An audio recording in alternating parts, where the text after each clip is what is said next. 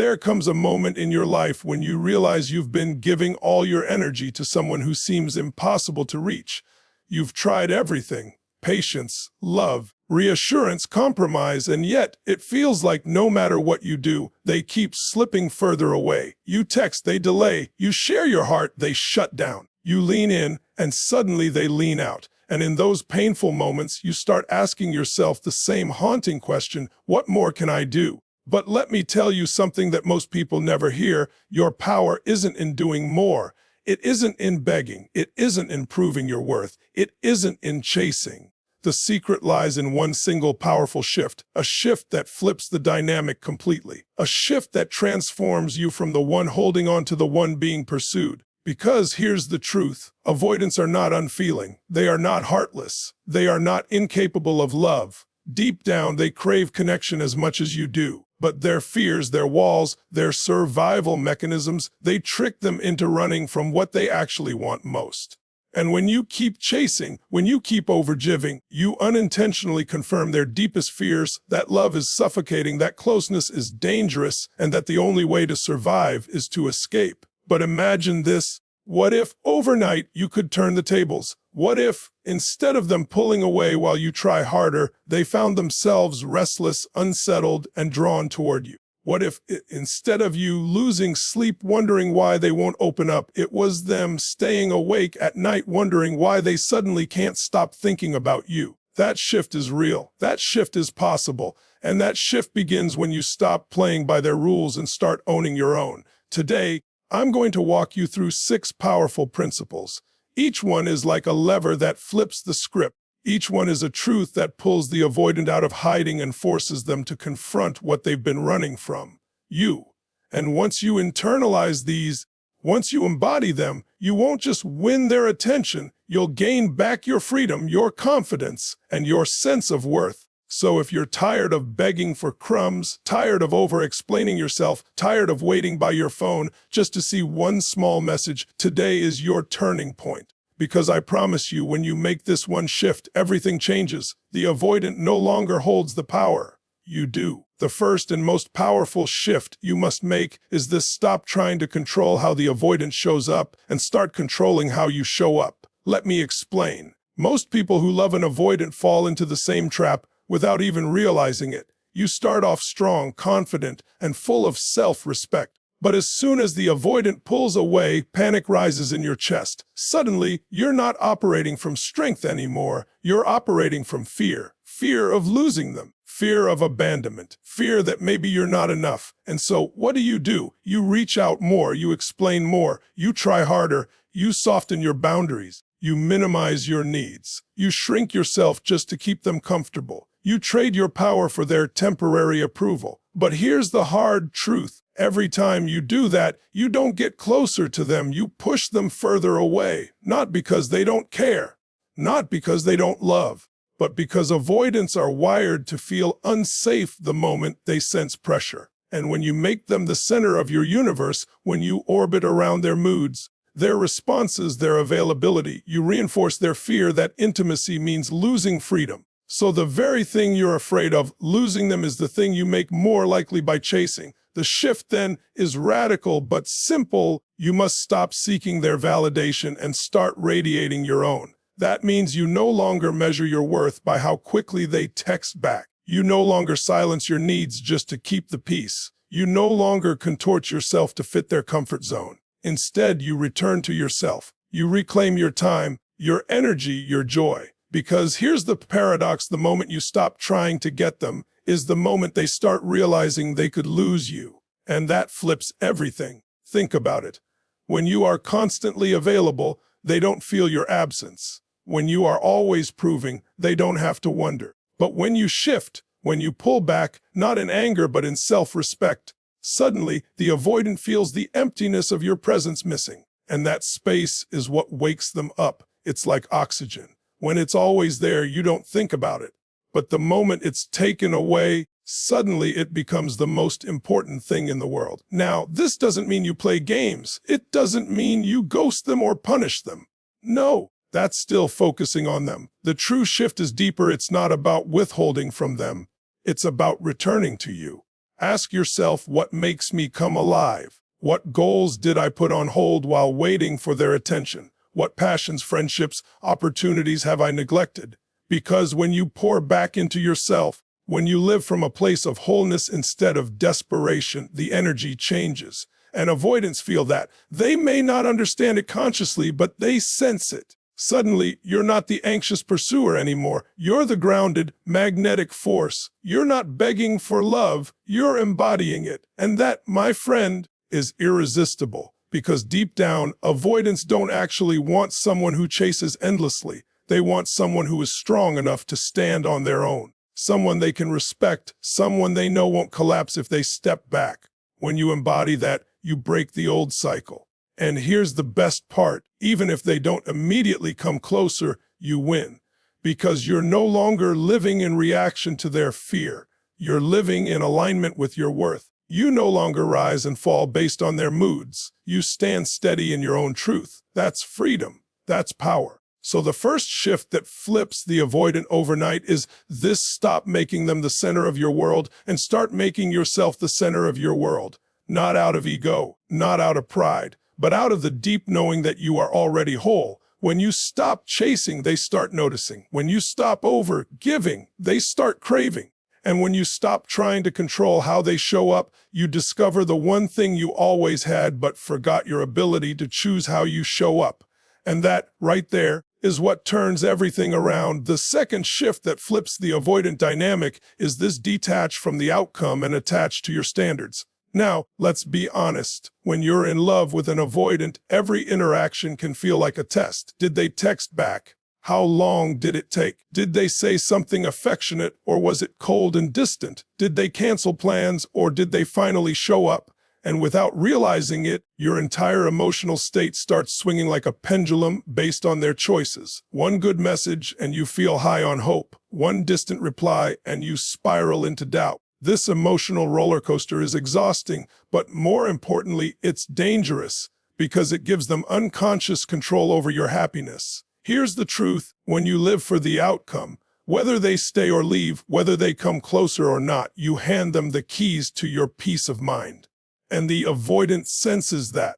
They may not say it out loud, but deep down, they know you need them more than they need you. And nothing fuels avoidance more than the fear of being trapped in someone else's dependency. So how do you flip it? By detaching from the outcome. That means this: you stop obsessing over whether this relationship will last, whether they'll change, whether they'll finally meet your needs. Instead, you attach yourself to something stronger: your standards. Standards are the boundaries you set, the values you refuse to compromise, the level of respect and effort you require in your life. When you shift your focus from "I hope they choose me" to "I choose the kind of love I deserve," everything changes. You see, the avoidant is used to being the one in control, because as long as you are chasing, they know you'll tolerate breadcrumbs. But when you anchor yourself in your standards, you send a silent but powerful message: I am not afraid to walk away if this doesn't honor me.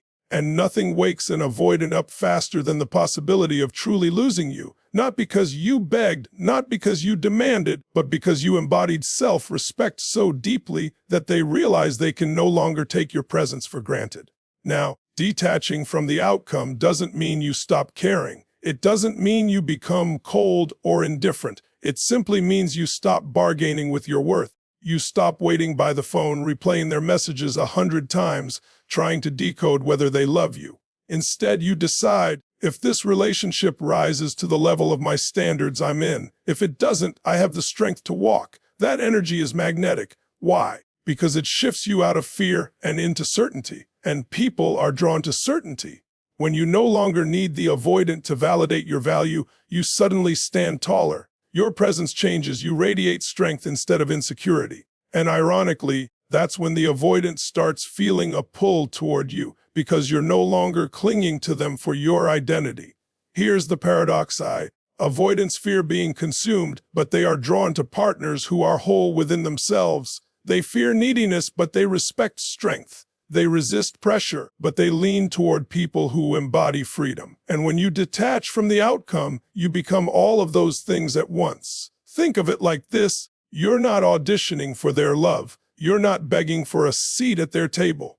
You are the table, and they either step up and bring something of value, or they don't get a seat at all. That's not arrogance, that's self-worth. And when you operate from that place, the dynamic flips overnight. Suddenly, the avoidant starts to wonder, wait a second, am I at risk of losing them? They're not waiting around for me anymore. They're not over-explaining. They're not trying to prove themselves. They're living, thriving, glowing, and if I don't step up, someone else will. That realization shifts everything, because the moment an avoidant sees that you are not chained to the outcome, they start feeling the weight of their choices. They start recognizing your absence as a real possibility. And for someone who runs from closeness, nothing jolts them awake more than realizing they're about to lose the very closeness they secretly crave. So the second shift is this: let go of controlling whether they stay or go, and instead anchor yourself in your standards. Because when you do, you take your power back. And when you take your power back, the avoidant no longer calls the shots, you do. The third shift that flips the avoidant overnight is this: communicate through energy, not pressure. Avoidants are highly sensitive to pressure. The moment they sense you need them to act a certain way, their defenses rise. You could be saying the sweetest words, but if the energy underneath those words feels desperate, anxious, or demanding, they shut down. Why? Because pressure to them feels like a threat to their independence. Think of it this way: words are just the surface. Energy is the message underneath, and avoidants are experts at picking up the energy. They might not consciously articulate it, but they feel it. If you're texting with tension, they feel it. If you're smiling but secretly resentful, they sense it. If you're saying, "It's fine," but deep down you're hurt and hoping they'll notice, they pick up the contradiction. This is why traditional communication strategies often fail with avoidance. You can't logic them into opening up. You can't argue them into closeness. You can't guilt them into affection. Those approaches only reinforce their fear that intimacy equals obligation. But when you shift your energy, the game changes. Imagine walking into a room with a calm, grounded presence. You're not chasing. You're not demanding. You're not over-explaining. You're simply radiating peace, self-assurance, and authenticity. That energy communicates louder than any words ever could. Here's the truth: avoidants are not avoiding you. They're avoiding the feeling of being controlled or engulfed. So the way to flip the dynamic is not by pushing harder. It's by showing through your energy that closeness with you doesn't equal suffocation, that your love is spacious, not heavy, that your presence feels safe, not consuming. How do you do that in practice? By regulating yourself first. Before you send that text, ask, am I reaching out from fear or from love? Before you call, ask, am I trying to control the outcome, or am I simply expressing myself authentically? Before you sit down with them, ask, am I grounded in my worth, or am I hoping they'll fix my insecurity? When you shift from needy energy to grounded energy, everything changes. The avoidant no longer feels chased. Instead, they feel invited. They no longer feel pressured. They feel free to lean in. And that freedom is exactly what makes them want to. Think about the times in your own life when someone radiated calm, unshakable confidence. Weren't you drawn to them? Didn't you feel safe in their presence? That's the same effect you create when you lead with energy instead of pressure. Now, this doesn't mean you never express your needs. It doesn't mean you stay silent or pretend everything is okay when it's not. Quite the opposite. It means when you speak, your words carry more weight because they're not driven by fear. They're rooted in strength. For example, instead of saying, "Why don't you ever text me first? Do you even care?" So pressure, you shift the energy and say, I value consistency in my relationships, and I feel more connected when there's effort on both sides. A strength. One creates resistance, the other creates respect. And here's the paradox again. When you stop pressuring the avoidant, they actually start doing the very things you wanted all along. Because now it's their choice, not their obligation.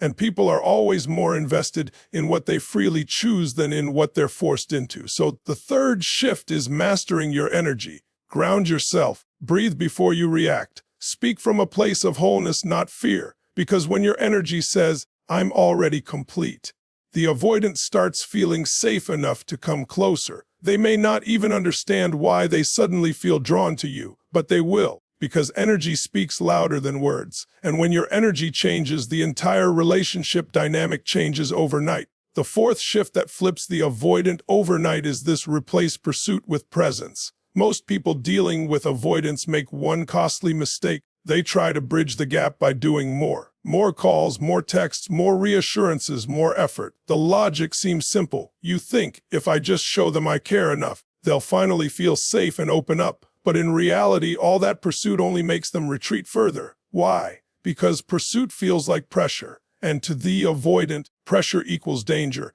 Their nervous system is wired to interpret closeness as a risk. So the harder you chase, the more you confirm their fear that intimacy means losing themselves. But here's the paradox: avoidants are not running from love, they're running from fear. Fear of losing independence, fear of being judged, fear of not being enough. And the antidote to that fear is not more pursuit, it's presence. Presence is powerful. It's calm, grounded, and magnetic. It's not about chasing after them. It's about showing up in your fullness, rooted in your worth, and letting your energy do the work. When you embody presence, you don't need to run after love. You draw it to you. Think about someone you've met who carried deep presence. They didn't need to raise their voice to be heard. They didn't need to beg for attention. Their calm, confident energy was enough to command respect and spark curiosity. That's the effect you need to embody with an avoidant. Instead of calling 10 times to get a response, you make one authentic call and then go live your life. Instead of filling the silence with anxious texts, you let the silence be, because your presence is strong enough to hold space without collapsing. Instead of begging for reassurance, you stand rooted in the truth that you are already enough, with or without their approval. And this shift does two things simultaneously. First, it releases you from emotional slavery. You stop riding the roller coaster of their moods. You stop exhausting yourself trying to control what you cannot control. You finally reclaim your peace. Second, it wakes the avoidant up, because when you stop pursuing, the space you leave behind forces them to notice the difference. And that absence stirs something in them: curiosity, longing, even fear of losing you. Suddenly, instead of running from pressure, they start leaning toward presence. Here's the beauty of presence: it requires nothing external. You don't need them to validate you. You don't need circumstances to be perfect. Presence comes from within, from being fully engaged with your own life, your own growth, your own passions. Ask yourself, where am I abandoning myself while chasing them? Because every moment you pour into pursuit is energy you could be pouring into your own expansion. When you shift that energy inward, into your fitness, your career, your friendships, your creativity, you radiate a different frequency. You become magnetic. And avoidants, though they resist pressure, are drawn to magnetism. Presence also communicates something powerful without words. I don't need you to complete me.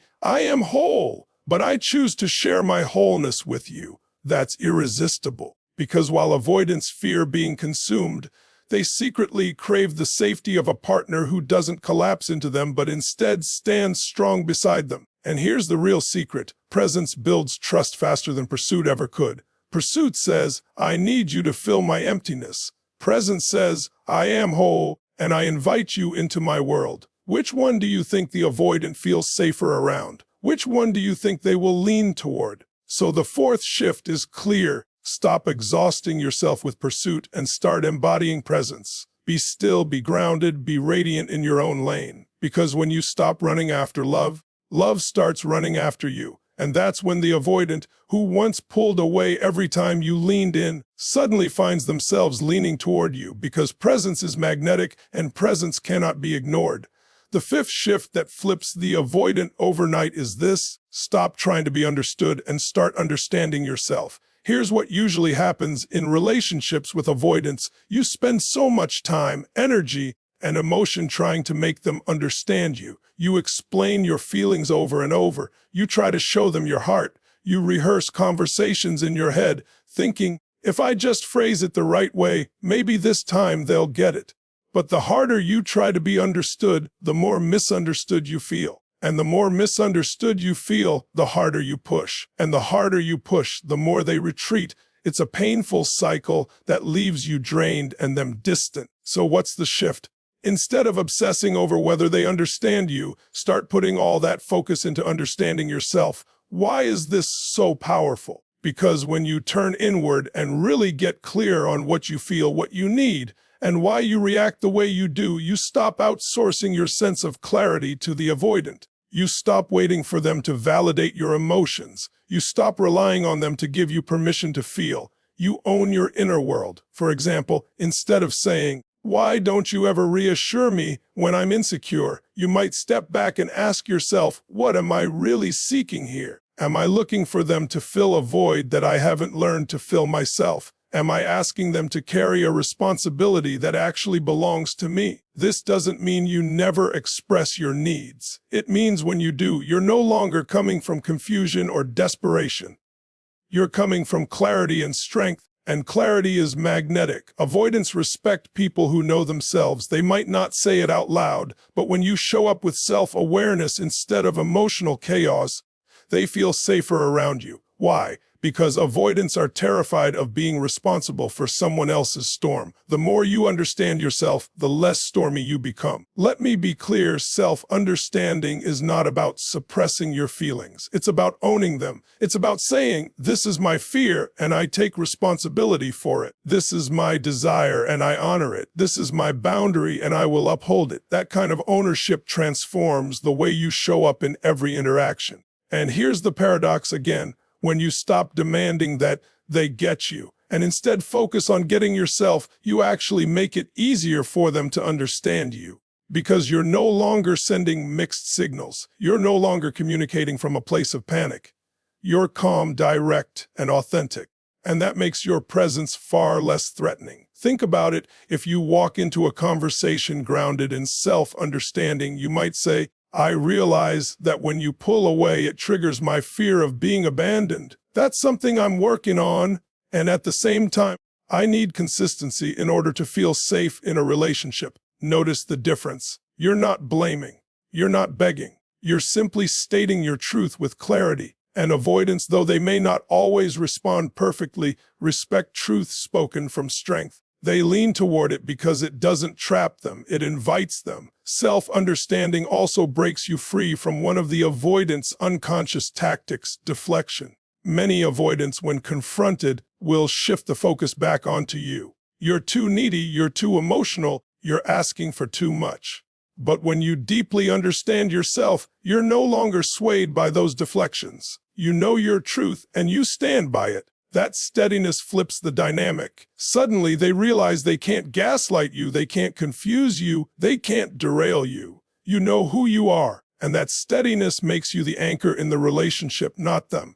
So the fifth shift is this: release the exhausting pursuit of being understood and instead pour that energy into understanding yourself. Because when you do, you communicate from clarity instead of chaos, strength instead of fear. And that's when the avoidant starts to see you differently, not as someone overwhelming, but as someone undeniable. The sixth shift that flips the avoidant overnight is this: stop trying to fix them and start elevating yourself. Here's the trap almost everyone falls into when dealing with an avoidant. You make their healing your mission. You study their attachment style. You read every article, watch every video, learn every strategy, all to figure out how to help them open up. You tell yourself, if I just love them enough, if I just stay patient enough, if I just show them I won't leave, maybe they'll finally change. But let me tell you the truth, trying to fix an avoidant is the fastest way to drain your soul. Because the more you pour yourself into saving them, the more you neglect yourself. You shrink, you compromise, you lose sight of your own dreams,